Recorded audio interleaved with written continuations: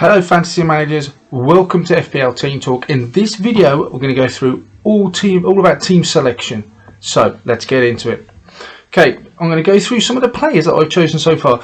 Got just 2 days until the start of the Premier League. 2 days and I'm not entirely settled on my side. I have got some players that I absolutely think that are absolutely nailed and must-haves and locked in my side. Some players that I'm really not sure about yet. I'm still waiting for some transfer news, team news, injury updates before I can decide. But provisionally, I quite like the side, and I'll tell you why in a minute. Some of these picks are going to be a little bit template. I'm not going to apologise for that. I think some of the calls, some of the highly owned players are just the obvious choices, and that just makes them the right choice. I'm not looking at ownership. If someone's going to score me the most points, they're going to come into the side.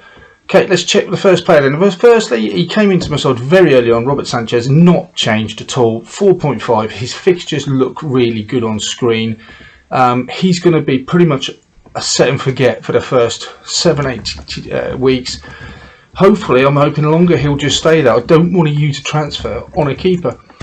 Having said that, I have toyed with the idea of having a second 4.5 or 5 million. I mean, Henderson was someone I considered when I heard news that he is the number one for Manchester United. But as you'll see with Luke Shaw coming into side, surprise, I don't want to double up on that Manchester United defence. That just feels wrong at this time of the season. So Robert Sanchez gets the nod. My backup keeper, I'm not going to go into too much detail. He's just steel. He's, as I understand, with the Brighton's keeper they signed is injured. Not sure how long that's going to be for. But if Sanchez, something happens to him, then Steele will come in, say 4 million. He's my backup keeper. So it was a complete no-brainer for me. I'm bringing in Sanchez, and that's how it's staying. Next choice, Trent Alexander-Arnold. I don't want to spend too much time talking about this guy. We know, and we've looked at in previous videos, his goal a threat. Liverpool's fixtures look brilliant. He's absolutely nailed on. He is the most expensive defender in the game, but that's for a good reason. So I'm happy to pay that premium amount to get Trent in. He's a set and forget for me. Luke Shaw, highest ownership in the game, over 50% at the time of recording, 5.5. He gives me cover for that Manchester United defence with those great fixtures. We know his attacking potential. He probably didn't live up to the sort of goal involvements that he was threatened to last season. But if he carries on from where he did with the Euros, he looks fully fit. He played in the friendly recently, setting up Maguire's goal.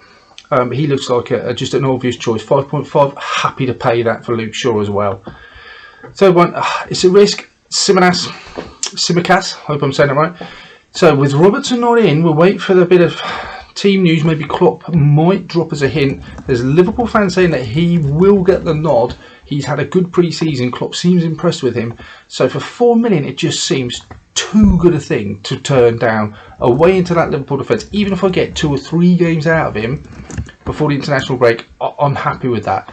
My only reservation is that it does block that third Liverpool player. To move him out and get a Jota at a later date, a Mane perhaps, or bring in Robinson, it's going to mean 2 transfers. So that's my only reservation for Tsimikas. But 4 million, I just don't think I can look away. It just enables me to do so many other things.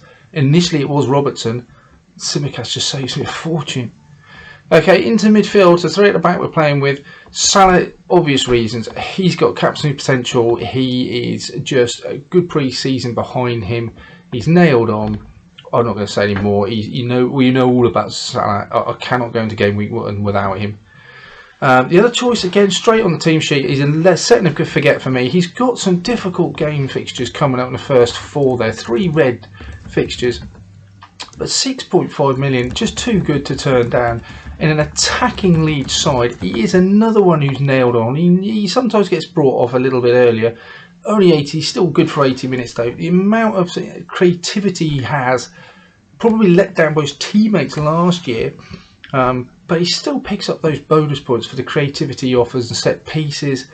He's got goal threat. I think for 6.5, there's just no one else that I would even go close to looking at. He just seems an absolute steal. He's in my side. Harvey Barnes, again, this is another. I'm not saying he's locked in, but for 7 million, he seems like a really good option. He's got some great fixtures. He did the 2 red fixtures in the first 4 games. Other than that, he comes into a nice set of fixtures. Brendan Rodgers clearly has a lot of faith in him. He was in form before he got injured last year. He looked good in the Charity Shield. I think the majority of his points and goal volumes comes from goals, which is what we want from a midfielder. I really like him. For 7 million, I just think he's a very good option. Not a set and forget, but he's in there. Side Ben Rama. And again, the price for this too good to refuse, really. I tweeted a few West Ham fans who all said, basically, I asked, is he going to be in this side? Is he a starter? And it was just a resounding yes. He comes into the side, he starts. It was, I saw Yarmolenko playing a friendly as well, and that was a little bit interesting. I thought, wow, if he's possibly Europa League and rotation, does he get Premiership games? But West Ham fans seem to think that perhaps that's less likely, and there's still talk of him leaving. So Benrahma, though, he's had a season in the Premiership, adjusting to life. He looks sharp in pre-season. For 6 million, West Ham's fixtures look really good. I'm happy. I think Benrahma's a really good option. I'm sticking with the West Ham theme. Up front, Antonio, with the amount of other strikers, Watkins initially, but there's doubts about his fitness. There's also Inacio, didn't start the Community Shield. But come down to less and less options with strikers. Antonio had a good pre-season, good fixtures. It does concern me that Europa League, a heavier fixture sort of list for West Ham. I don't know if he's going to be able to get out for both Europa and Premier League, and which one takes more precedent for West Ham, which one is more important, which one is he going to get his minutes managed for. At the moment, though, I think I've got to put him in. I think he's an absolute set and forget for me for the time being. Antonio, shame, I don't think he's going to be on penalties, but he looks like 8 million. I think I've just absolutely, sorry, 7.5 million, I've got to absolutely have him in for that price. Danny Ings for 8 million. I think he comes into that Villa side. He is going to be playing in that Villa side. I think he has to play up front. How they all fit those attacking players in, I'm not sure. But Danny Ings scoring on his friendly debut, great play. Those first 3 fixtures, I just can't ignore. You know what? I just think what a quality player. It may be that I'm going to have to do something with him after those first 3 fixtures. We'll see how it pans out. It may be that some of those reds turn into greys. You know, will Everton be quite as strong as we think? Okay, Villa look like they're at side going places. Attacking wise, they look a real threat, and they've got some real armour, so real guns out there now. So Danny Ings for 8 million. I'd love to be in penalties. El Ghazi, if he plays, you assume will be on it. But for me, yeah, he's got to be in, Danny Ings.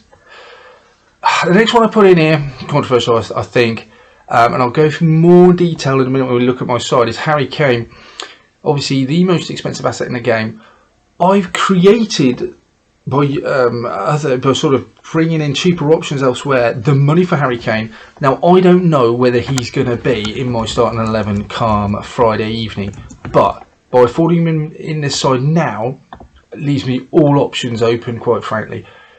I could drop him down. I've been thinking to a Luca Toni. There's a possibility of a Charlison playing that they talk about as well. That would be interesting. But he can drop down. I can bring Fernandez in by putting someone else up. There's the option of going to just completely to Jamie Vardy or someone like that. If something doesn't happen with Harry Kane, there's Lukaku also we're looking at. But the worst case scenario, you hold him through that Manchester City game. Emil Smith-Rowe would be the one that would make way. I look at his pictures; they look really good. Obviously, there's talk about Odegaard's future around Madrid, and if he is not committing, then possibly Arsenal will be in. In the meantime, Smith-Rowe seems to be the number 10 that Arsenal have got. Those fixtures look brilliant. He played a lot towards the end of last season for 5.5. He offers good value. Not sure about his total goal involvement, but he is young. He is certainly not a set and forget for me. He's not locked in my side. With Kane and Smith-Rowe, those are probably the 2 players that gives me a bit of fluidity. But for 5.5, I think he's an option. If I think Buendia was a bit more... in the press conference came out and said yes he's fit, then possibly Buendia comes in.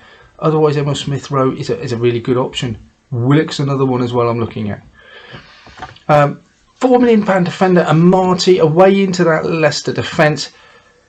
For £4 million, again, just seems like an absolute no-brainer. We have to be keeping one eye on the transfer market. Leicester are looking at desperately searching for another centre-back, so his place is under threat. But for 4 million, okay, at the moment I'm happy. I'm not losing anything by putting him on the bench.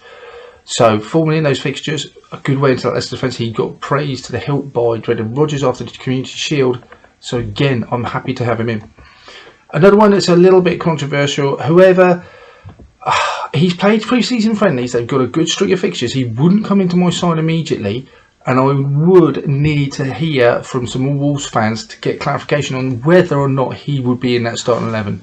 Otherwise, with my side, I could got the flexibility, I think, to bring in Aït-Nouri. But I love those set of fixtures for Wolves after the first 3 games.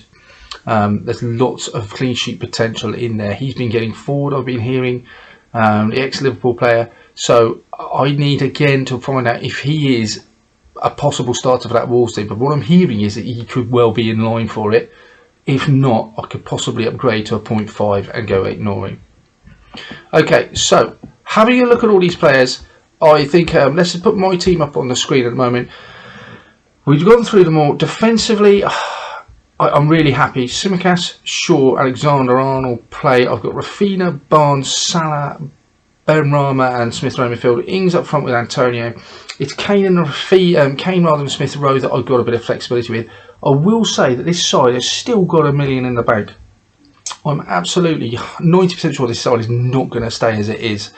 If I do some tinkering, what I've got the ability to do is I've got the ability, I think, to move Kane down to possibly Nacho if we get news he would start. There's Calvert-Lewin he could come in for. So that gives me the flexibility to bring up Smith Rowe to someone like a Son even. I mean, I could go Calvert-Lewin, Son, and then I still have $1 million to move someone like whoever up to another player interested in is Firpo. Leeds fans are telling me that he is possibly the only fullback they have on that side. Dallas filling in, but there's no other competition. And he did miss the last friendly through a slight knock, so again would wait to hear from team news on that.